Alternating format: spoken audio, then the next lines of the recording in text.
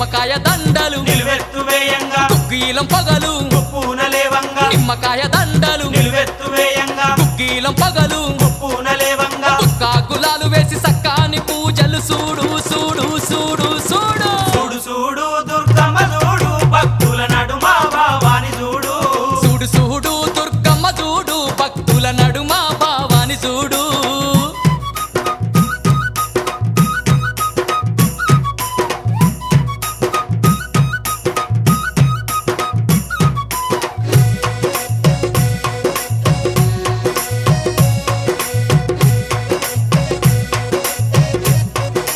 అమ్మా